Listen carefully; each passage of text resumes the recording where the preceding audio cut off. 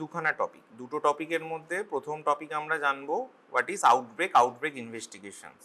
ঠিক আছে, অনেকগুলো টপিক আসলে আমাদের কন্টিনিউয়াসলি প্রতি মঙ্গলবার ইনফেকশনস কন্ট্রোলের ওপরে ক্লাস হয়। তো যাই হোক, অনেক কিছুই বর্ণনা হয়েছে। আমরা আজকে নতুন কিছু জানবো। কি জানবো সেটা হচ্ছে, একটা জানবো হলো আউটব্রেক একটা হলে সেখানে কিভাবে ইনভেস্টিগেশনস করা হয়। আর একটা সেকেন্ড টপিক, এটা জেনারেলি একটা এপিডেমিওলজিক্যাল টপিক বলতে পারো। আউটব্রেক কি কি ব্যাপার, কি বৃত্তান্ত, সেগুলো আমরা অল্প বিস্তার জানবো এবং কিভাবে সেটা করা হয়। এটা একটু ইম্পর্টেন্ট কেন বলবো, এই যে একটা কোভিড আমাদের প্যান্ডেমিক হয়ে গেল বা যে কোনো জায়গায়, তখন আমাদের কিভাবে প্রিপেয়ারনেস হয় বা কিভাবে একটা ইনভেস্টিগেশনস হয়। হঠাৎ একটা নতুন ডিজিজ যদি হয়, being a health worker we should know, আমাদের সেটা জানা উচিত যে হঠাৎ একটা কোনো একটা জায়গায় নতুন করে কিছু ডিজিজ তৈরি হলো, তো সেইটাকে আমরা কিভাবে দেখব, হাউ টু অ্যাপ্রোচ, সেইটা আমরা আজকে একটু জানবো। এক নম্বর। দু নম্বর একটা টপিক আমরা জানবো অ্যান্টিবায়োটিক স্টুয়ারশিপ, যেটা প্রচণ্ড প্রচণ্ড important being a health worker both of, মানে ডাক্তার, সিস্টার, টেকনিশিয়ান সকলে, এবং আমরা সাধারণ মানুষ যারা। This is a burning point right now. In future আমাদের কোথায় ভুল হচ্ছে সেগুলোও আমরা ডিসকাস করব। আমরা ফিউচারে কোথায় কি আসতে চলেছে সেটাও ডিসকাস করব। আর সেটার থেকেও সবচেয়ে বড় কথা, আমরা হসপিটাল সেট আপে কীভাবে অ্যান্টিবায়োটিক স্টুয়ারশিপ পলিসি ইমপ্লিমেন্ট করতে হয় সেটা আজকে জানবো। ঠিক আছে, এটা খুব ইম্পর্টেন্ট একটা জায়গা। এটা হয়তো আমরা প্যারালালি আস্তে আস্তে মাইক্রোবায়োলজি ডিপার্টমেন্ট থেকেই হসপিটালে এটা চালু হবে আমাদের, কিন্তু তোমাদের একটা বেসিক নলেজ সেটা জানা উচিত এই অ্যান্টিবায়োটিক স্টুয়ারশিপ জিনিসটা কি। তো দুটো টপিক চেষ্টা করব যথেষ্ট সহজবোধ্য ভাষায় তোমাদের কাছে বলা, যাতে তোমরা ব্যাপারটাকে বুঝতে পারো, কোনো ওভারবার্ডেন যেন তোমাদের না মনে হয়। ঠিক আছে, তো প্রথম হচ্ছে আউটব্রেক ইনভেস্টিগেশনস প্রোটোকল। একটা যে কোনো আউটব্রেক, যেটা বললাম, একটা কোনো একটা ডিজিজ হঠাৎ করে কোনো একটা জায়গায় যদি বেশি পরিমাণে পাওয়া যায়, সেইটাকে আমরা কিভাবে বুঝবো যে এইটা কি আমাদের কোনো ক্ষতি করছে কিনা আমাদের এনভায়রনমেন্টে, বা কিভাবে সেটাকে আমরা ফার্দার প্রিভেন্ট করব। ধরো কোনো একটা পাতকুয়ার জল, আমি একটা গ্রাম বাংলার উদাহরণ দিয়ে বলছি, সেখানে হঠাৎ সেই জলটা কন্টামিনেট হয়ে গেছে কলেরা দিয়ে। তাহলে সেই জলের সোর্স হচ্ছে, ধরো গোটা গ্রামের মানুষজন সেই জলটা নেয়, তাহলে দেখা যাচ্ছে সেই গ্রামে সকলের পাতলা পায়খানা হচ্ছে, একদম ওয়াটারি ডায়রিয়া। তাহলে সেই ওয়াটারি ডায়রিয়া যদি হঠাৎ তুমি আমাদের কাছে আসে যে আচ্ছা এই গ্রামে প্রচুর পরিমাণে ওয়াটারি ডায়রিয়ার কেস পাওয়া যাচ্ছে, ইট মাইট বি কলেরা, তাহলে সেই কেসটাকে আমরা কি করে জানবো যে এটা আদৌ কলেরা না এটা কোনো ভাইরাল ইনফেকশন। একটা নোরোভাইরাস হলেও সেখানেও অনেকের বা পাতলা পায়খানা হতে পারে, এজিই হতে পারে, একটা গ্যাস্ট্রোএন্টারাইটিস সিমটমস হতে পারে। বাট প্রথমে আমাদেরকে ডিফাইন করতে হবে, আচ্ছা এটা কি আদৌ সত্যিকারের কলেরা না এটা একটা অন্য কোনো ডিজিজ। সেটাকে আমাদেরকে এনে তাহলে কি করতে হবে, টেস্ট করতে হবে, কোন পপুলেশনস আক্রান্ত হচ্ছে সেটা জানতে হবে, আমাদেরকে আরও জানতে হবে কোন এরিয়াতে হচ্ছে, কি করে সেটাকে আমরা প্রিভেন্ট করবো। এইটা হলো আউটব্রেক ইনভেস্টিগেশনের মেন হচ্ছে আমাদের মোটো। একটা ওভারভিউ দিয়ে রাখলাম যে what is outbreak investigations, right. এই হচ্ছে গল্প। নেক্সট, তাহলে এই যে স্কেল অফ স্প্রেড, মানে একটা ছোট জায়গা থেকে বড় জায়গায় বিভিন্ন নাম আছে। তাহলে একটা হলো ক্লাস্টার, একটা আউটব্রেক, একটা এপিডেমিক, আর হলো প্যান্ডেমিক।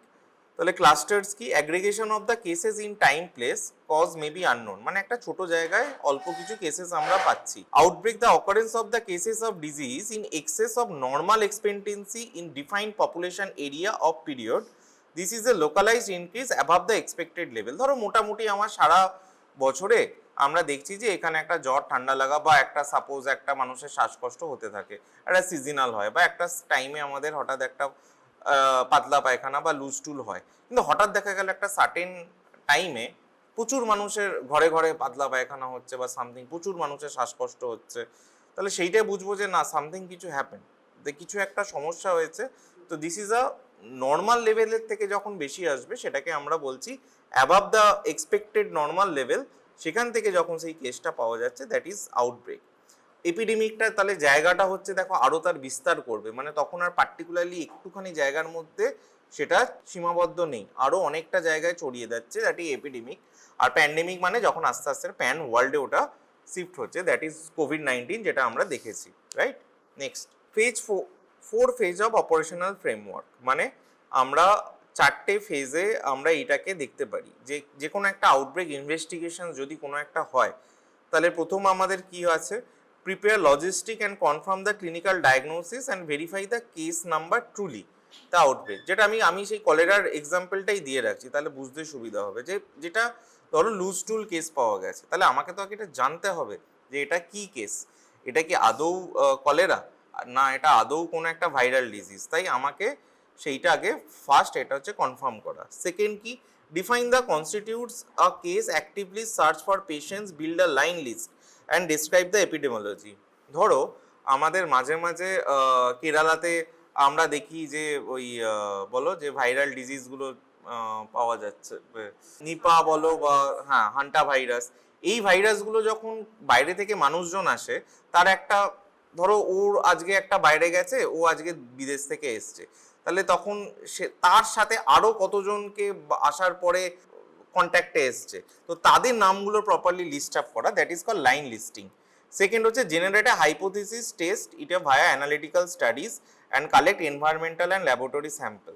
এবং আলটিমেটলি আমাদের একটা হাইপোথিসিস করতে হবে যে আমরা কিভাবে এটাকে নিয়ে আমরা এগোবো, এবং এবং প্রপারলি ল্যাবরেটরি স্যাম্পল কালেক্ট করে সেটাকে আমাদেরকে আলটিমেটলি টেস্টটাকে করতে হবে যে এইভাবে আমরা এটাকে, আচ্ছা এইভাবে একটা আউটব্রেক দেখা গেছে, আমার কেস ডেফিনেশন হয়ে গেছে, নাও হাউ টু অ্যাপ্রোচ, একটা টোটাল হাইপোথিসিস হবে। And lastly implement the immediate control measures. এক্ষুনি আমাদের কি করতে হবে, সাপোজ কলেরার ক্ষেত্রে, তাহলে এক্ষুনি আমাদের কি ওয়াটার সোর্সটাকে বন্ধ করা, যেখান থেকে মানুষ নিচ্ছে সেই ওয়াটার সোর্সটাকে আইডেন্টিফাই করা, যারা আক্রান্ত হয়ে আছে তাদেরকে চিকিৎসা করা, সেই স্যানিটেশন প্রসেসটাকে ঠিকঠাক করা।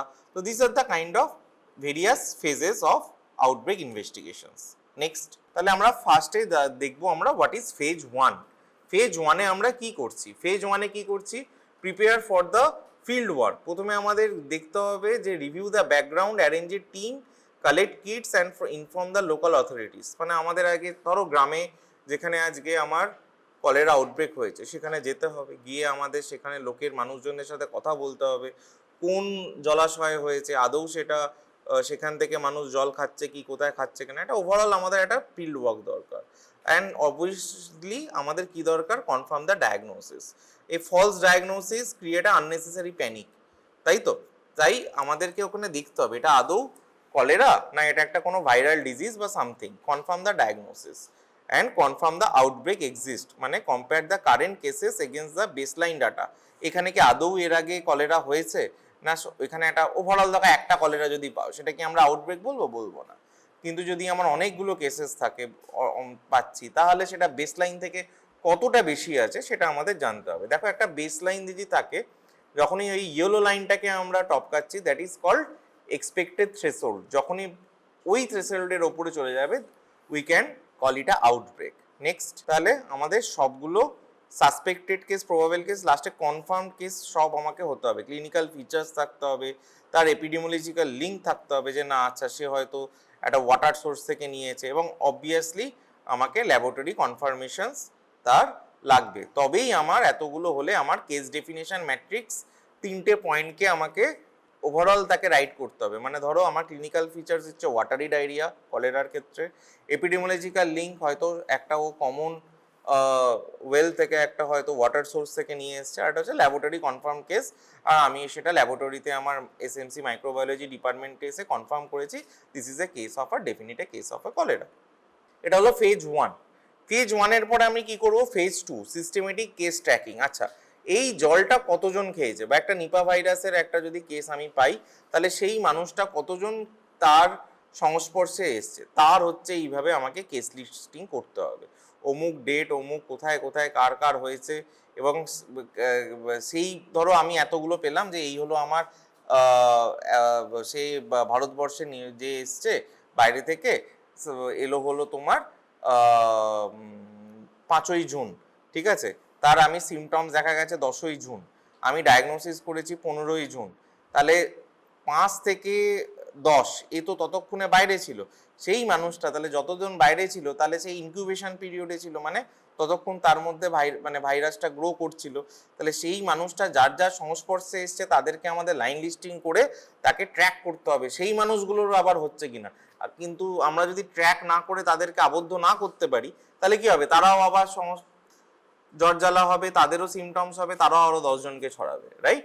তাই line listing is very important. Systematic case tracking এইভাবে আমাদের একটা এক্সেল ফাইল করে এটা আমাদেরকে করতে হয়, রাইট? নেক্সট এবং হচ্ছে ডেসক্রিপটিভ অ্যান্ড এপিডেমিওলজিক্যাল ট্রায়াড, মানে identify the incubation period, probable time of exposure, pattern of spread and whether the outbreak is continuing. ধরো আমার আবার আমরা নিপা ভাইরাসের এক্সাম্পলে চলে যাচ্ছি। নিপা ভাইরাসের এক্সাম্পল গেলে তাহলে ওই যে পার্টিকুলারলি 5ই জুন থেকে 10ই জুনের মধ্যে ওর ইনকিউবেশন পিরিয়ডটা ছিল, তার মধ্যে কতদিন ওর কতজন মানুষকে ছড়িয়েছে, রাইট? আমি তো আর মে মাসের কার সাথে ঘুরেছে তার সেগুলোকে আমি নেব না। ভারতবর্ষে এসছে, তারপর থেকেও বাইরে থেকে রোগটা নিয়ে এসছে, বা ভারতবর্ষে নাই হোক, ও একটা লোকাল বাদুর থেকে বা সামথিং থেকে একটা যদি আমার নিপা ভাইরাস হয়, তারপরে ওর যখন থেকে প্রথম জ্বর জ্বালা এসছে সেই টাইম পিরিয়ডটা থেকে আমাকে জানতে হবে যতক্ষণ পর্যন্ত হসপিটালে এসছে, রাইট? হসপিটালে আসার পর সেটা অনেকটা আবদ্ধ হয়ে গেছে। ইনফ্যাক্ট হসপিটালেরও ডাক্তার সিস্টার কারা ওকে অ্যাটেন্ড করেছে তাদের কোনো সিমটমস দেখা যাচ্ছে কিনা, প্রচুর ডাক্তার সিস্টাররাও অসুস্থ হয় এই ইনফেকশাস ডিজিজ ট্রিট করতে গেলে, রাইট? ওই জন্য তারপর হচ্ছে spatial mapping, utilise spot map, কোন কোন এরিয়াতে তাহলে মানুষটা গেছে। একটা তাহলে ধরো পুরো কেরালাতেই আমাদের যখন হয়, পুরো একটা কেরালার একটা ম্যাপ করা, এই এরিয়াগুলোকে আমাদেরকে তাহলে পুরো ট্র্যাক করতে হবে। Now persons demographic analyse cases by age, sex, occupation, food exposure, এবার তার ডেমোগ্রাফি দিয়ে আরও সেটাকে আরও ডিফাইন করা। নেক্সট নাও এবারে দেখো এপিডেমিক কার্ভ। একটা হচ্ছে এটা হলো একটা সিঙ্গেল কেসেস, ঠিক আছে, indicator single common exposure invent, point source outbreak, ঠিক আছে, মানে একটা জাস্ট কেস উইথ টাইমে জাস্ট একটা কেস পেলে, শুধু একটা মাত্র ধরো আমি নিপা পেলাম আবার আমার ভালো হয়ে গেল। Continuous common source indicate exposure continuous over an extended period time. এখানে যদি ধরো আমাদের কিছু আউটব্রেক যদি ওটা উইথ টাইমের সাথে আমার কন্টিনিউয়াস যদি কেস পাই তাহলে এরকম আমি একটা গ্রাফ পাবো।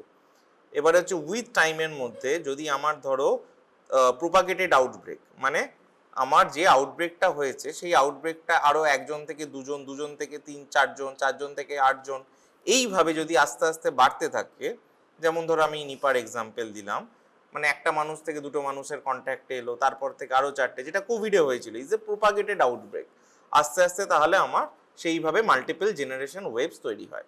আর একটা হচ্ছে ইন্টারমিটেন্ট আউটব্রেক, কিছু কিছু কেস হলো আবার ভালো হয়ে গেল, আবার কিছু কিছু কেস পেলাম। যেমন আমাদের ইনফ্লুয়েঞ্জা হচ্ছে একটা কাইন্ড অফ আমাদের ইন্টারমিটেন্ট আউটব্রেক, আমাদের কন্টিনিউয়াসলি একটা আমরা বিভিন্ন টাইম পিরিয়ডে পেতেই থাকে। ধরো ফেব্রুয়ারি মাসে একটা পেলাম, আবার আমি একটু সেপ্টেম্বরে পেলাম, আবার একটু নভেম্বরে পেলাম, এটা টাইম পিরিয়ডে বিভিন্ন সময় কেসেস পাই, আবার কেসেস ঠিক হয়ে যায়। Next analytical phase. Analytical phase আমাকে এনি হাউ কতজন এক্সপোজ হয়েছে বা সেইটাকে হচ্ছে, আচ্ছা প্রথম হচ্ছে generate hypothesis, focus on the source of infection, mode of transmission, risk factor and susceptible groups, ঠিক আছে। তাহলে এইটাকে আমাকে একটা জানতে হবে যে এই ডিজিজটা কিভাবে ছড়ায়। সেটা কলেরা হলে তাহলে আমার জলের ওয়াটার সোর্স, তাহলে আমাকে কি ওয়াটার সোর্সটাকে ঠিক করতে হবে। যদি আজকে নিপা হয় তাহলে সেটা একটা রেসপিরেটরি সিক্রিয়েশনস বা সামথিং, কোভিড হলে একটা রেসপিরেটরি সিক্রিয়েশনস হতে পারে। ইদানিং কোন একটা এমার্জেন্সি হু ডিক্লেয়ার করেছে 9th মেতে, দ্যাট ইজ ইবোলা। ইবোলাও হচ্ছে সিক্রিয়েশনস থেকে হয়, দ্যাট ইজ ডিফারেন্ট ফ্রম কোভিড-19। ও হচ্ছে তোমার ডাইরেক্ট কন্ট্যাক্ট থেকে হচ্ছে, ওর কোনো এয়ারবোন স্প্রেড নয়। তাহলে আমাকে ওভারঅল ডিজিজটা যদি আমি না জানি, তাহলে তার যদি সোর্স অফ ইনফেকশন কি, তার মোড অফ ট্রান্সমিশনস কি, তার রিস্ক ফ্যাক্টরস কি, সেই সমস্ত জিনিসগুলো কোন গ্রুপের বেশি আক্রান্ত হবে। যেমন কোভিডের ক্ষেত্রে আমরা সবসময় দেখে গেছিলাম হ্যাঁ বয়স্ক মানুষরা বেশি মারা যেতে পারে, বা বাচ্চাদের ক্ষেত্রে হোয়াট এভার। তো প্রত্যেকের একটা রোগের একটা আমাকে জেনারেল একটা হাইপোথিসিস দাঁড় করাতে হবে। And lastly test the hypothesis and with choose matrix, মানে তার অ্যাটাক রেট কত, তার রিলেটিভ রিস্ক কত, অড রেশিও, মানে একজনের হলে আরো কতজন অ্যাফেক্ট হতে পারে। যেমন কোভিডের ক্ষেত্রে এটা কি ছিল, কোভিডের ছিল এটা this is a kind of airborne, তাই তো? মানে একটা হাঁচলে কাশলে সেখান থেকে আমার জিনিসটা ছড়িয়ে যেত। কিন্তু তুমি যদি আজকে ইবোলার ক্ষেত্রে ধরো, Ebola is not a airborne, ও একদম উইথ কন্ট্যাক্টে যদি আসে, সেই সিক্রিশনস যারা কাটছে, তাই জন্য ডাক্তার বা সিস্টার বা নার্স তারা বেশি এফেক্টেড হতে পারে। তাহলে আমাদের অ্যাটাক রেটটা সেই হিসাবে আমাদের প্রিপেয়ারনেসটাকে তৈরি করতে হবে। তাহলে আমাদের হসপিটাল কীরকম লাগবে। দ্যাটস ওয়াই কোভিডের আমাদের সেকেন্ডারি রিলেটিভ রিস্ক এত হাই ছিল, এয়ারবোন ছিল বলে, তাই আমাদের একটা প্রিপেয়ারনেস ইনিশিয়ালি প্রচুর প্রচুর দরকার ছিল। কিন্তু আজকে ইবোলা যদি বলো, আমাদের সেই লেভেলের হয়তো প্রিপেয়ারনেস দরকার হবে না, কারণ ওখানে তো আমরা আজকে তুমি যদি ঘরে চুপচাপ বসে থাকো, তোমার জীবন ইবোলা হবে না, কারণ তোমার তো সেখানে তোমার তো কন্ট্যাক্টই আসছে না। কিন্তু কোভিড হলে কোথা থেকে একটা ভাইরাস চলে আসবে, যে সবজির মধ্যেও চলে আসতে পারে, যাই হোক হোয়াট এভার, বিভিন্ন জায়গা থেকে একটা ভাইরাস চলে আসতে পারে, তো কোথা থেকে আসবে আমরা জানতাম না। তাই আমাদের relative risk of secondary attack রেটটা অনেক অনেক বেশি ছিল। আচ্ছা, নেক্সট করো, স্পেসিমেন অ্যান্ড এনভায়রনমেন্টাল প্রোটোকলস। আমরা কোন স্পেসিমেন্স কি নেব, প্রত্যেকের স্পেসিমেন জিনিসটা আলাদা, সেটা আমাদের জানতে হবে। কলেরা হলে আমরা কি টেস্ট করব? অবভিয়াসলি স্টুল টেস্ট করব। কোভিড-19 আমরা কি করেছিলাম? ন্যাজোফেরিঞ্জিয়াল সিক্রিশনস করেছিলাম। নিপাতে আমরা কি করবো? হ্যাঁ, সেই আমরা ফ্যারেঞ্জিয়াল সোয়াবস নেবো। তো দিস আর ডিপেন্ড করছে। আচ্ছা, এটা কি এনভায়রনমেন্টালের সাথে যুক্ত? কলেরার ক্ষেত্রে হলে আমাকে ওয়াটার সোর্স করতে হবে, কোভিড-19 বা কিছু এইসব হলে করতে হতো ওয়াটার সোর্স না, এগুলো তখন দরকার ছিল না। Next, immediate control. হ্যাঁ, এবারে আমার কি কি জিনিস হলে কি কি আমাকে কন্ট্রোল করতে হবে। ফুড পয়জনিং যদি হয়, তাহলে stop suspected food source immediately, right? একটা ফুড পয়জনিং এর আউটব্রেক হতে পারে, যেমন মাঝে একটা আমুল দই নিয়ে হয়েছিল।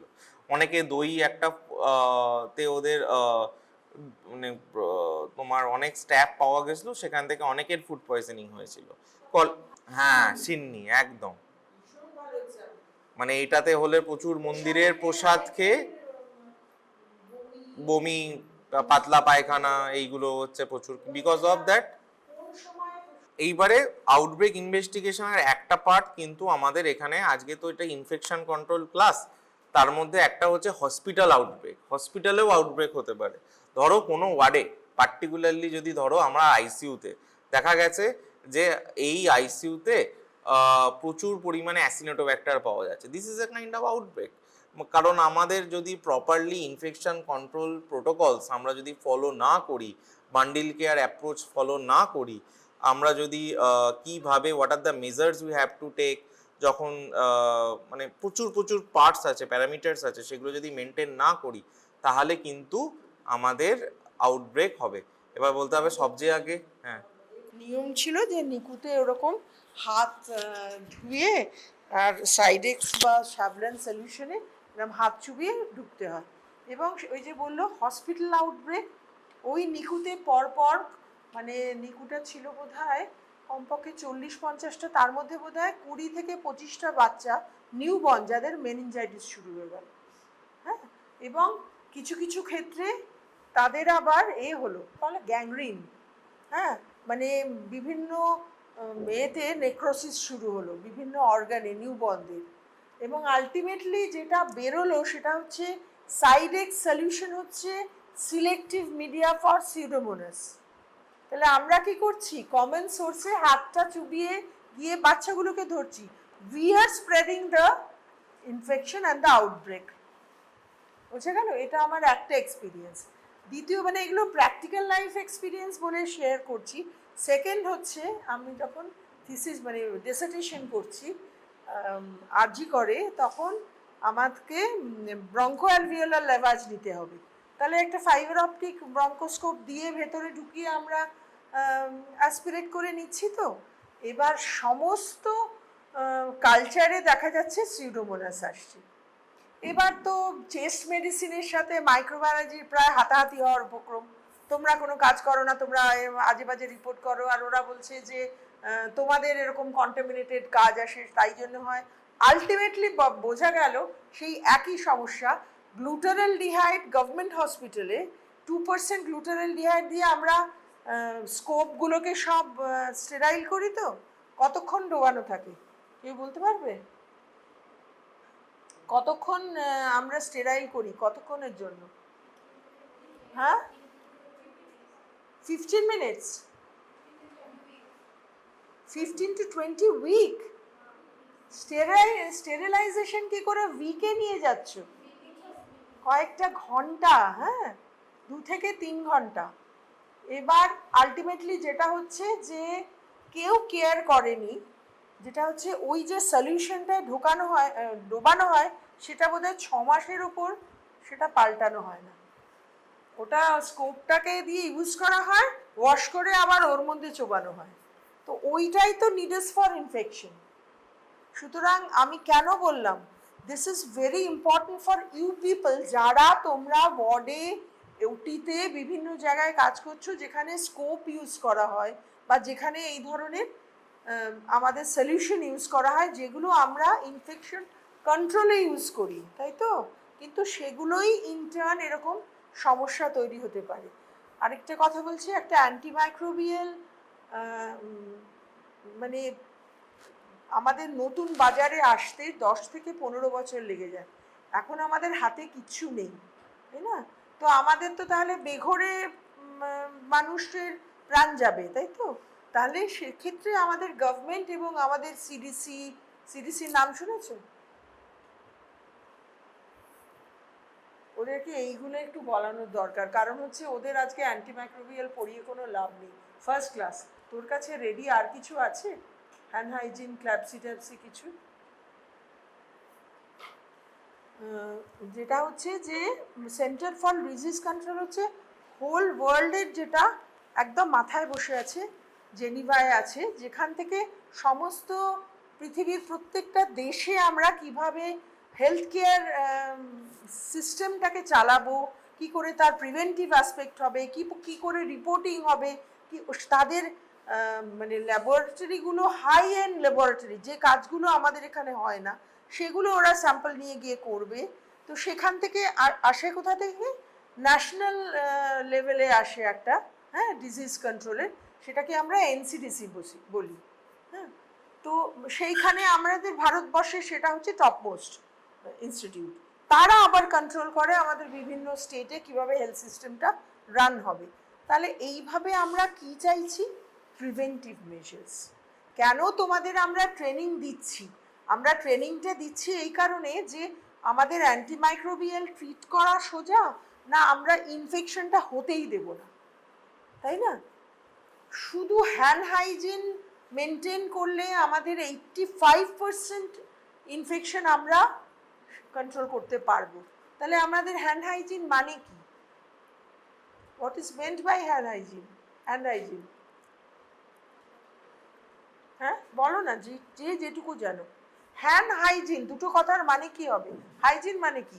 হাতের স্বাস্থ্য আমরা মেনটেন করব, তাই তো? তার মানে হাতটা যেন জার্ম ফ্রি থাকে। কিভাবে হবে? আমরা খাওয়ার আগে কি করি? হাত ধুই সাবান দিয়ে, বা ইনবিটুইন পেশেন্ট, বা আমরা অনেক সময় আমাদের হাত ধোয়া স্কোপ থাকে না, কোভিড আমল থেকে আমরা কি করি? হ্যান্ড রাব ইউজ করি। কিন্তু সেটাও ইউজ করার আমরা কোন সারফেসটা কতক্ষণ ধরে ঘষবো, কোন কোন জায়গাগুলো ঘষবো, এইগুলোর কিন্তু সিস্টেম আছে। হ্যাঁ, এইগুলো আমাদেরকে শিখতে হবে। পরের ক্লাস থেকে আমরা সেইগুলো শুরু করব। প্লিজ তোমরা কেউ অ্যাবসেন্ট হয়েও না। হ্যাঁ, যারা আসছো আজকে তারা কন্টিনিউয়াসলি আসবে। এত ছবি তোলার কি হয়েছে? আরে তো আর আমি বলছি যে আজকে স্যার যেটা বলছেন এরপরে সেটা একটু ছোট করে বলে দিস, কারণ ওরা একদম ফার্স্ট ক্লাস, তো মানে they don't have any ABCD knowledge. তোর কোনো লাভ নেই অ্যান্টিমাইক্রোবিয়াল স্টুয়ার্ডশিপ ওদেরকে বুঝিয়ে। হ্যাঁ, কারণ কি অ্যান্টিমাইক্রোবিয়াল স্টুয়ার্ডশিপ বললাম যে আমাদের হাতে কোনো অ্যান্টিমাইক্রোবিয়াল নতুন নেই আমাদের বাজারে, ফলে যা আছে আজকে ছেড়ে দিও, স্টুয়ার্ডশিপ পড়ি। এরা তো আবার এখন তো তোমরা আসবে নাকি? এদেরকে না না, তাহলে আবার তাহলেও পড়াতে হবে? কেন পড়াবো? আমাদের কোথায় দরকার যে আমরা প্রথমে একটা পেশেন্ট আসলে আমরা কিভাবে অ্যান্টিবায়োটিক, একটা প্রিজামটিভ ডায়াগনোসিস, যে সাইন সিমটম দেখে আমরা এরকম করে আমরা একটা ওষুধ চালু করলাম, এবার আমরা স্যাম্পল পাঠালাম বিভিন্ন ল্যাবরেটরিতে, তার যে রিপোর্ট এলো সেই অনুযায়ী আমরা আবার আমাদের অ্যান্টিমাইক্রোবিয়ালটাকে চেঞ্জ করলাম। সেটা হতে পারে 1-এর বেশি বা ডোজটা বেশি, তারপর আমরা আবার সেটাকে কমিয়ে আনলাম। কেন? যাতে পেশেন্টের এই অ্যান্টিমাইক্রোবিয়ালে রেজিস্ট্যান্সটা না হয়। রেজিস্ট্যান্স মানে কি, আর কাজ করবে না, তখন আমাদের হাই হাই করতে হবে না, মাথা ঠুকতে হবে। এইটার জন্যই আমাদের অ্যান্টিমাইক্রোবিয়াল স্টুয়ার্ডশিপ। খুব ডেপথে তোমাদের না জানলেও হবে, কিন্তু বেসিকটুকু তোমরা স্যারের কাছ থেকে পড়ে নাও আজকে, কেমন? বল। আচ্ছা, তাহলে আউটব্রেক ইনভেস্টিগেশনটা তো ম্যাডাম বোঝালো যে মেন এত জানবো আমরা কিসের জন্য। বেসিক্যালি আমরা জানবো হচ্ছে আমাদের ওয়ার্ডে যদি কোনো কিছু অসুবিধা এইগুলো হয়। কিন্তু বর্ডের সিস্টারদেরকে সব মানে আমাদের অনেকগুলো লিস্ট থাকে, অনেকগুলো আমরা শিট দিয়েছি ওকে বিভিন্ন ওয়ার্ডে বা স্পেশালি আইসিইউতে ফিল আপ করার জন্য, কারণ ওইগুলো থেকে আমরা একটা আন্দাজ করতে পারবো যে কোন ধরনের ইনফেকশন হচ্ছে। তাহলে আমরা ইনভেস্টিগেশন, একটা হাসপাতালে এক ধরনের অর্গানিজম বেশি থাকে, কেমন? এবার তারা কোন অ্যান্টিমাইক্রোবিয়ালে কাজ করে আমরা এই রিপোর্টগুলো পেলে তার থেকে আন্দাজ করতে পারবো। আমরা সেটা আবার ক্লিনিশিয়ানদের সাথে শেয়ার করব, যাতে রিপোর্ট আসার আগেই যখন ওনারা অ্যান্টিমাইক্রোবিয়াল স্টার্ট করবেন তখন তারা ওই কটা অ্যান্টিমাইক্রোবিয়ালের ভেতরে স্টার্ট করেন।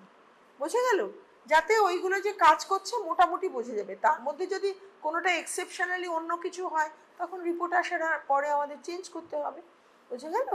ঠিক আছে। জাস্ট একটা সাম আপ করে দিচ্ছি, আউটব্রেক ইনভেস্টিগেশন এতক্ষণ জানলাম, বলবে যে স্যার এত কলেরা জেনে কি করব বা কোভিড জেনে কি করব। এইটা তো প্রশ্ন তো মনে আসবে।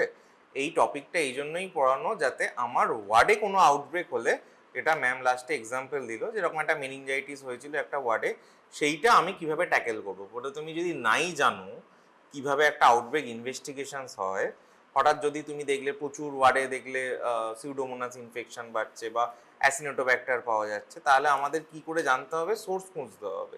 যেমন এখানে সিডেক্সের একটা, যেমন ম্যাডাম এক্সাম্পল দিল, ওইটা হচ্ছে একটা সোর্স। তাই এরকম প্রচুর এরকম মানে আমাদের অদেখা সোর্স এরকম লুকিয়ে আছে যেখান থেকে ইনফেকশনস এখন কন্টিনিউয়াস হচ্ছে, আমরা সেটা জানি না।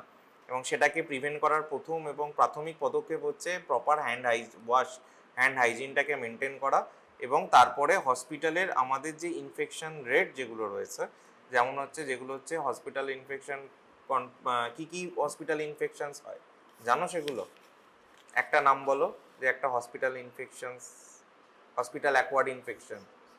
হ্যাঁ, সবাই চাঁদা করে না, একজন একজন বলো, জোরে বলো, একজন বলো, বলো কে বলছো বলো।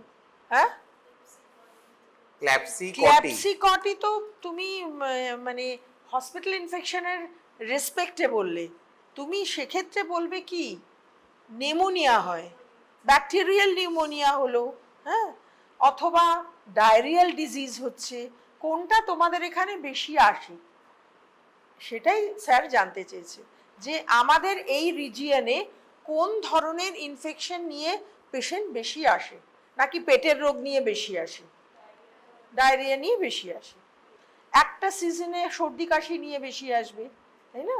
সেখান থেকে যারা ধরো যাদের ক্রনিক একটা লাং ইনফেকশন আছে তাদের ক্ষেত্রে হয়তো তাদের ভেন্টিলেটরে দিতে হবে, তখন তার আরও সিভিয়ার ইনফেকশন হয়ে যাবে।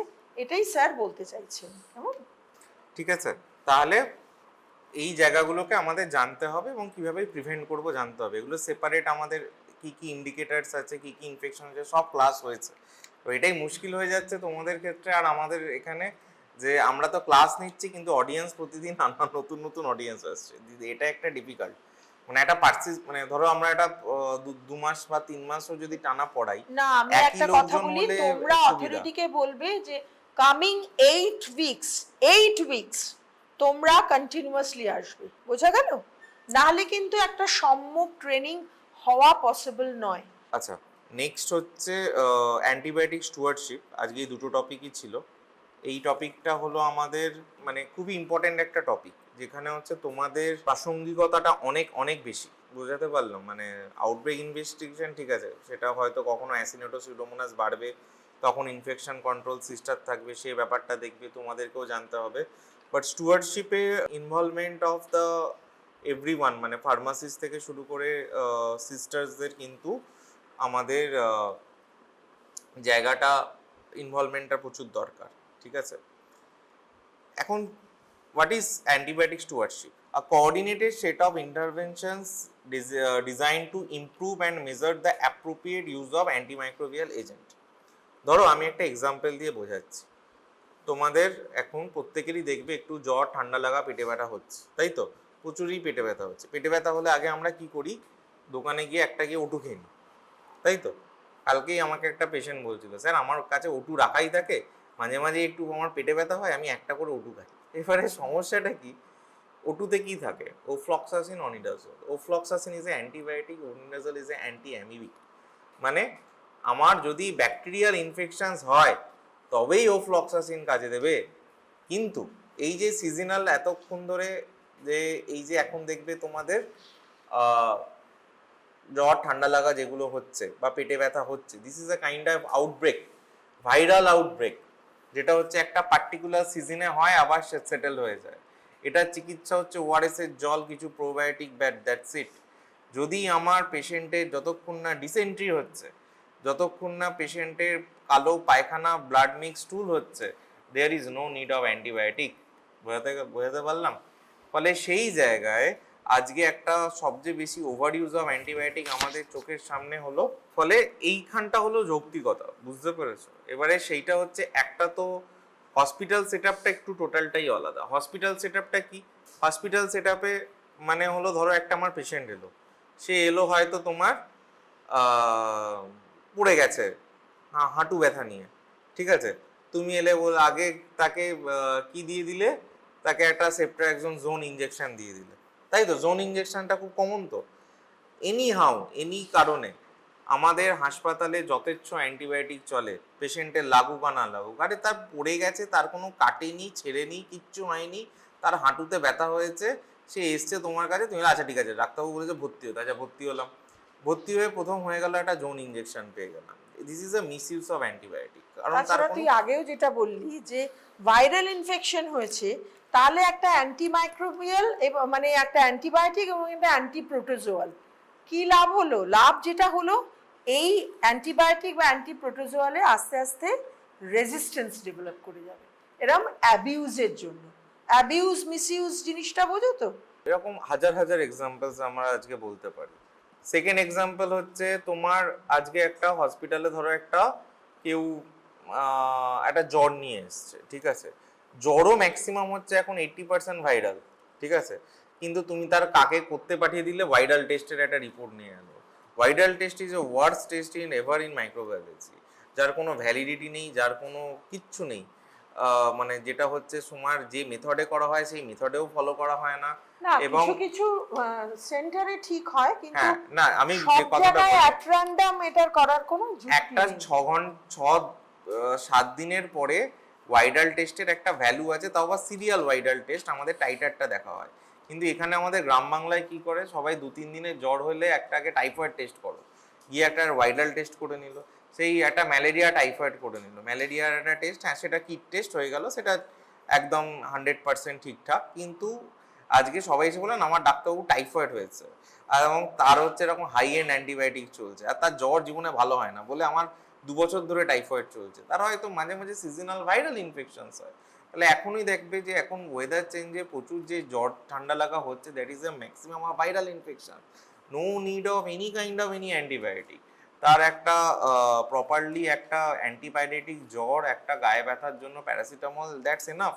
আর একটা তাকে ওআরএস এর জল খেতে বলা, কারণ একটা ডিহাইড্রেশন হয় আমাদের জ্বরে।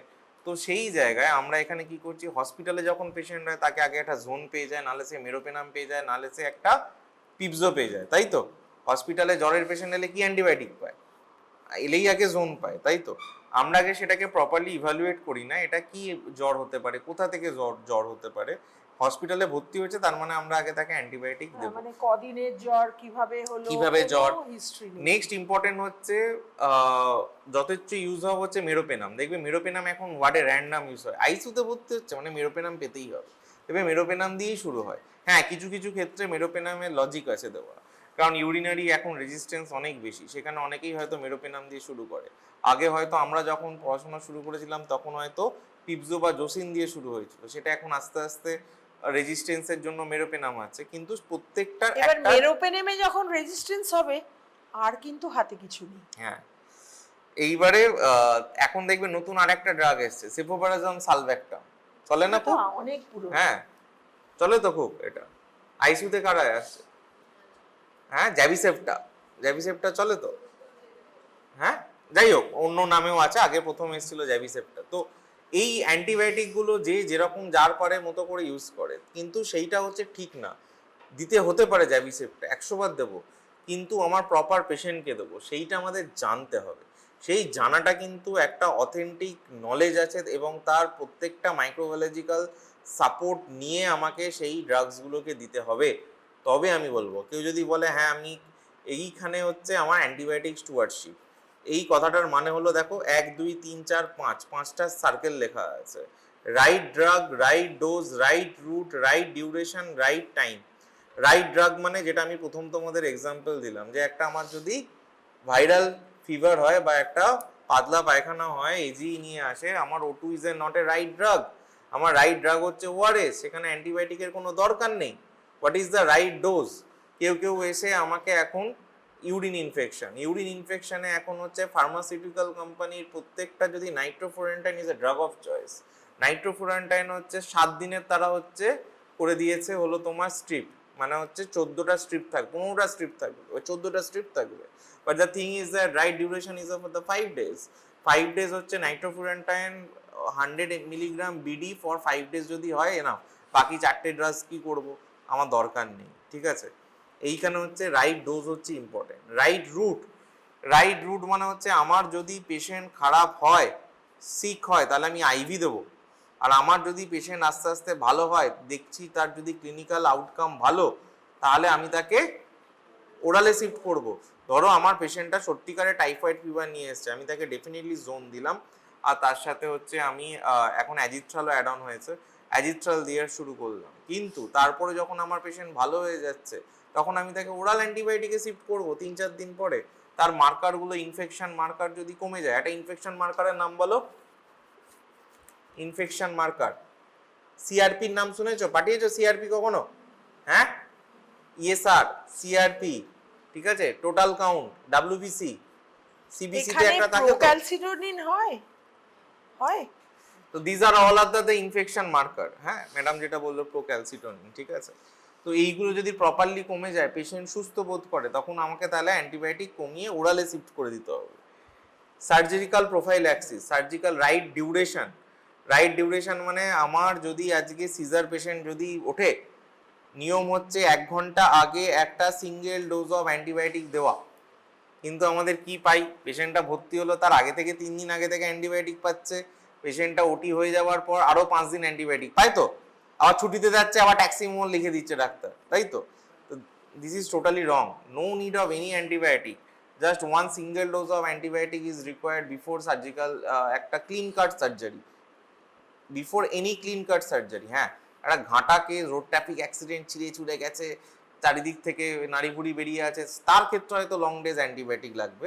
একটা হয়তো হিপ রিপ্লেসমেন্ট হয়েছে, তার হয়তো অ্যান্টিবায়োটিকটা আলাদা লাগবে। বাট ক্লিন কেস সার্জারি, সেখানে হচ্ছে আমার কিন্তু রাইট ডিউরেশনস আমার ইম্পর্টেন্ট, মানে একটা সিঙ্গেল ডোজই লাগবে। এবারে ডাক্তারবাবুরা বলবে আরে তোমাদেরই তো এখানে ইনফেকশন কন্ট্রোল ভালো নয়, আমার ওটি কনফিডেন্স নেই, টেকনিশিয়ান যারা আছে তারা জানে না, আমাকে অ্যান্টিবায়োটিক দিতে হবে। So this is not A approach, বুঝতে পেরেছো? অ্যান্ড লাস্টে হচ্ছে রাইট টাইমিং, যেটা বললাম যে টাইমিংটা ইম্পর্টেন্ট, যে আমার সার্জিক্যাল প্রোফাইল্যাক্সিসে 1 ঘন্টা আগেই দিতে হবে, ঠিক before cutting of the incision. আমি দিলাম 1 দিন আগে, কোনো লাভ নেই। কি বললাম বুঝতে পেরেছো? যে this is the most important fact, this is the হচ্ছে অ্যান্টিবায়োটিক স্টুয়ার্ডশিপ। এবার এখানে বলবে স্যার আমরা কি করবো, সবই তো ডাক্তাররা ডিসিশন করবে। না, ধরো এবারে আমি বলি, স্লাইড তো প্রচুর আছে, অনেক বড় করে বলা আছে, আমি এবারে বেসিক এক্সাম্পল দিয়ে তোমাদেরকে বোঝাচ্ছি। বলো এবারে what is the role of the sisters. এইবারে এখানে আমাদের অ্যান্টিবায়োটিক স্টুয়ার্ডশিপের অনেকগুলো প্যারামিটারস আছে। প্রথমে আগে জানতে হবে যে আমার ভুলটা কোথায় হচ্ছে। এই ভুলটা কোথায় হচ্ছে তার জন্য 2-3টে প্যারামিটার আছে, একটা বিভিন্ন প্যারামিটারগুলোকে আগে আমাদেরকে বার করতে হবে। এইটা ধরো আমাদের যদি একটা অ্যান্টিমাইক্রোবিয়াল স্টুয়ার্ডশিপ টিম হয়, সেই টিমে ধরো কিছু সিস্টার্স থাকবে, তারা হচ্ছে প্রেসক্রিপশনসগুলোকে অডিট করবে। অডিট করে কি দেখবে, যে আমার সারা মাসে কত, ধরো মেরোপেনাম আইসিইউতে চলছে, আমি এবারে বললাম যে আরে আইসিইউতে মেরোপেনামটা আমাদের মনে হচ্ছে বেশি আছে। আরে তুমি জানবে কি করে? আগে তো তোমাকে জানতে হবে তোমার সারা মাসে তোমার মেরোপেনামের কত ডোজ চলেছে। কি বললাম বুঝতে পেরেছো? সারা মাসে লেন্থ অফ থেরাপি কত, যত বেশি লেন্থ অফ থেরাপি তত বুঝবে আমার কি অ্যান্টিবায়োটিক হয়তো মিসইউজ বেশি হচ্ছে, কিন্তু তাকে তো আগে জানতে হবে আমার কাট অফ কত। আমার ন্যাশনাল লাইনে অন্য হসপিটালে, একটা স্ট্যান্ডার্ড হসপিটালে সিএমসি ভেলোরের ধরো আমি একটা জানলাম মেরোপেনাম এতটা হচ্ছে চলে, তাহলে আমারও তাহলে একই কোহর্ট, আমরা ভারতবর্ষের মানুষ, সেখানেও তাহলে আমি বা একটা ন্যাশনাল স্ট্যান্ডার্ড গাইডলাইনেও আমি তাহলে সেটাকে কম্পেয়ার করে জানতে হবে। তো there are some parameters we have to daily কি মেজার করতে হবে, যে একটা পেশেন্টের কত দিন ধরে মেরোপেনাম চলছে। সেগুলো আজকে আমরা ডিসকাস করব না। বেসিক্যালি স্টুয়ার্ডশিপটা হচ্ছে প্রথমে তাহলে আমাদের কি করতে হবে, প্যারামিটার জানতে হবে যে একটা হাসপাতালের আইসিইউতে আমাদের ডিডিডি কত, এলওটি কত। DDD is a kind of parameter, কত ডোজে আমার চলছে, রাইট? এলওটিটা কি, লেন্থ অফ থেরাপি, মানে আমার সারা মাসে কত হচ্ছে আইসিইউতে, ধরো একটা রেসপিরেটরি আইসিইউ হয় বা একটা ওয়ার্ডে হয়, ঠিক আছে? এরপরে আমাদের কি করতে হবে, এই যে টোটাল কাঠামোটা তৈরি করা, এই কাঠামোটা একটা টিম হয়, অ্যান্টিবায়োটিক স্টুয়ারশিপ টিম। সেই টিমে কারা কারা থাকে, একজন মাইক্রোবায়োলজিস্ট থাকবে, একজন ক্লিনিশিয়ানস থাকবে, ইনফেকশন কন্ট্রোল সিস্টার্স থাকবে দুজন, তারা সব মিলিয়ে একজন ফার্মাসিস্ট থাকবে, সব মিলিয়ে একটা টিম হবে। এবার টিম কি করবে, টিমের কাজ কি? সেই টিমের কাজ হচ্ছে যেমন সিস্টার আর ফার্মাসিস্ট এরা মিলে হচ্ছে এই ডেটাটাকে তৈরি করা। তারা ডাক্তারকে বলবে না কখনো, তুমি গিয়ে বলবে স্যার আপনি না মেরোপেনামটা দিচ্ছেন ভালো করছেন না, এটা কখনো বলতে পারবে না। স্যার আপনি লুজ টুলে অ্যান্টিবায়োটিক দিয়ে দিলেন, এটা কি ঠিক করলেন, তুমি বলতে পারবে না। তোমার কাজ হচ্ছে দেখা অ্যান্টিবায়োটিকটা কতটা বেরোচ্ছে, দিস ইজ ইউর জব। এই জবটা যখন তুমি করছো, সেই ডেটাটা তৈরি হলো, then our job is to convince clinicians. যদি আমি ধরো আমাদের বা যে হচ্ছে এখানে ইনফেকশন কন্ট্রোল ইনচার্জ আছে বা তাদের হচ্ছে কথা বলা যে ডাক্তারের সাথে, আচ্ছা দেখুন আমরা না মেরোপেনামটা অনেক বেশি পাচ্ছি, আমরা কি মেরোপেনামের ইউজটাকে একটু কি রেস্ট্রিক্টেড করতে পারি? তখন ডাক্তার বলবে হ্যাঁ কিভাবে রেস্ট্রিক্টেড করবো বলুন। তখন আমরা কিছু পলিসিস তৈরি করব বা কিছু অলরেডি গাইডলাইন্স আছে। গাইডলাইন্স কি, ধরো একটা আজকে হাসপাতালে অন্য হাসপাতাল থেকে একটা পেশেন্ট এসছে তোমার কাছে, শ্বাসকষ্টের পেশেন্ট, ঠিক আছে? আর একটা এলো গ্রাম থেকে উঠে আসা, কমিউনিটি থেকে উঠে আসা, যার কোনো আগে এক্সপোজার নেই, একটা শ্বাসকষ্টের পেশেন্ট। শ্বাসকষ্টের নিউমোনিয়া তো আমরা পাই, তাই তো? এলআরটিআই যেটাকে বলি, এলআরটিআই বা ধরো আমরা নিউমোনিয়া, লাং ইনফেকশনস নিয়ে ধরো আমার কেউ এসছে। এবারে মনে করো যে আজকে আমার কমিউনিটি থেকে এসছে, তাহলে আমি ধরেই নিতে পারি তার যে অর্গানিজমসটা একটু সেন্সিটিভ হবে, তার হয়তো একটা নিউ কাইন্ড অফ অর্গানিজম, তারা হয়তো আগে সেটাকে আমরা ট্রিট করব হয়তো একটা ডক্সিসাইক্লিন আর একটা হচ্ছে অগমেন্টিন দিয়ে, দুখানা অ্যান্টিবায়োটিক লাগে, একটা তোমার নর্মাল গ্রাম নেগেটিভ কভারেজ থাকবে আর একটা হচ্ছে আমার অ্যাটিপিক্যাল কভারেজ লাগে। তো ডক্সিসাইক্লিন আর অ্যাজিথ্রাল আমরা দিতে পারি, বা একটা পাইপিরোসিলিন ট্যাজোব্যাক্টাম একটা দিতে পারি, বা জোন দিতে পারি, যাই হোক এইরকম একটা আমার অ্যান্টিবায়োটিক চুজ করলাম। এলআরটিআইতে কি অ্যান্টিবায়োটিক দেওয়া হয় এখানে? এলআরটিআই পেশেন্ট এলে কি অ্যান্টিবায়োটিক থাকে জেনারেলি? এলআরটিআইটা পুরো বলো। এলআরটিআই মানে লোয়ার রেসপিরেটরি ট্র্যাক্ট, ওরা জানে এলআরটিআই, ওরা জানে। নিউমোনিয়াতে কি অ্যান্টিবায়োটিক দেওয়া হয় বলো? আরে বলো না, মানে যে ডিসকাস করছি, পড়াচ্ছি তো না। কি তোমাদের এই হাসপাতালে প্রচলন কি দেওয়া? এক একজন এক এক রকম হয় দেয় না, মোটামুটি একটা স্ট্রাকচার আছে? কি দেখো, মানে পাইপ্রোসিন ট্যাজোব্যাক্টাম, মেরোপেনাম কি চলে, অ্যাজিথ্রাল কি চলে, অ্যামক্সিসিলিন, হ্যাঁ অ্যামক্সিসিলিন, পিপজো চলে, হ্যাঁ ঠিক আছে। আমি বললাম যেটা স্ট্যান্ডার্ড প্র্যাকটিস, ডুয়াল অ্যান্টিবায়োটিক, একটা অ্যাটিপিক্যাল কভারেজের জন্য অ্যাজিথ্রাল বা ডক্সিসাইক্লিন, আর একটা হচ্ছে তোমার পাইপ্রোসিলিন ট্যাজোব্যাক্টাম, রাইট? এইবারে মনে করো একটা পাশের কোনো একটা অনেক দিন ধরে শিয়ানে একটা পেশেন্ট ভর্তি ছিল শ্বাসকষ্ট নিয়ে, সেখানে ভালো হচ্ছে না, সে আজকে তোমার কাছে এসছে, তুমি কি তাকে সেই ডক্সিসাইক্লিন আর পাইপ্রোসিলিন ট্যাজোব্যাক্টাম দেবে না। তুমি আগে তাকে কি করবে, আচ্ছা ওই হাসপাতালে কি পেশেন্টের আগে যে ভর্তি ছিল তার কি কোনো কালচারের রিপোর্ট রয়েছে?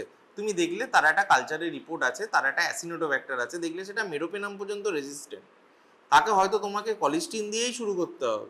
কি বললাম বুঝতে পেরেছো? তো this is important, culture specific organism করা। বা ওই যে পেশেন্টটা গ্রাম থেকে এসছে আজকে একটা নতুন নিউমোনিয়া নিয়ে, তাকে কিন্তু আগে যখন আমরা কি ডিসাইড করলাম তাকে কি দেবো, ডক্সিসাইক্লিন আর পাইপ্রোসিলিন ট্যাজোব্যাক্টাম। তাহলে যখন অ্যান্টিবায়োটিকটা দেবো তার কিন্তু একটা কফ পাঠিয়ে কালচারে পাঠিয়ে আমরা অ্যান্টিবায়োটিকটা দেবো, যাতে 3 দিন পরে আমার কাছে কালচার রিপোর্টটা আসে আমরা সেনসিটিভ অর্গানিজমটা ধরতে পারি। কারণ প্রথম যেদিন আমি অ্যান্টিবায়োটিকটা শুরু করছি সেটা কি করছি, আন্দাজে দিচ্ছি, তাই তো?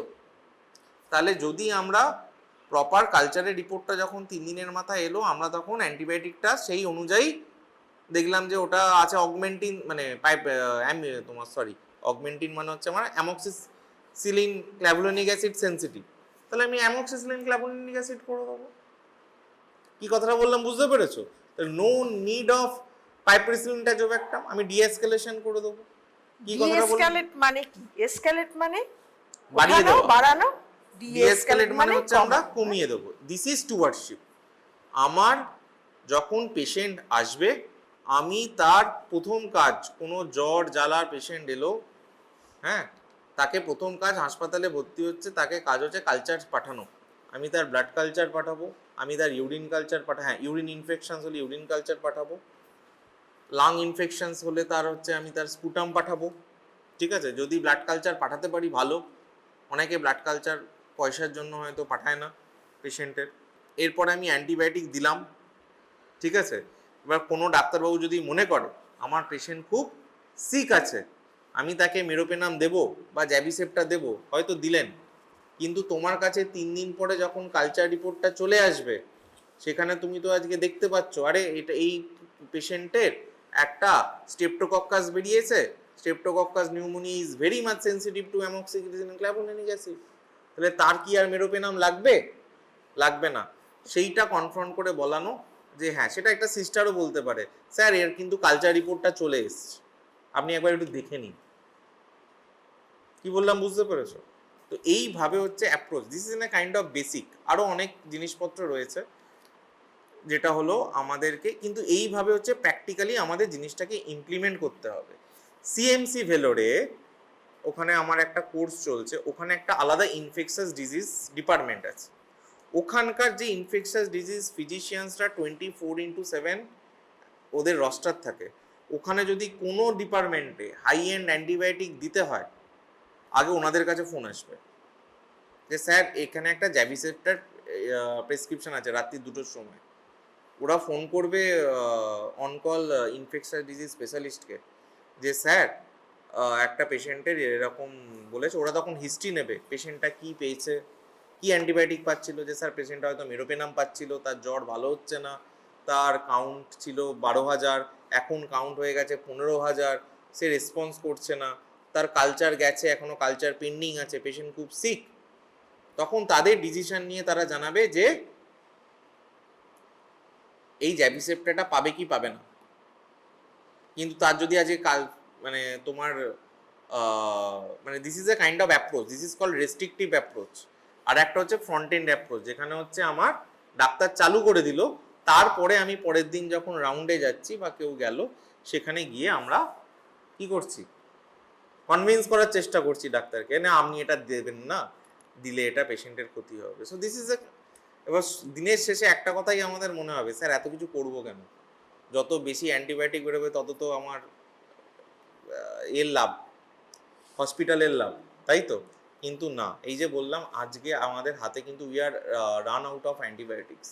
2 দিন পরে এখন দেখবে সব কিছুই হু হু হু করে অ্যাসিনোটোব্যাক্টার মেরোপেনাম রেজিস্ট্যান্ট আসছে, 2 দিন পরে আর কোনো অ্যান্টিবায়োটিক থাকবে না। আর ওভারঅল যদি কস্ট কাটিং যদি আজকে ঠিকঠাক হয়, মানে অ্যান্টিবায়োটিক যদি অ্যামক্সিসিলিনেই ভালো হয়ে যায়, আমার কেন লাগবে? তাহলে একটা পেশেন্ট তো আসবে, সে তো পয়সা খরচ চিকিৎসার জন্য আসছে, তাহলে অল্প টাকাতেই তার বাড়ি চলে যাবে।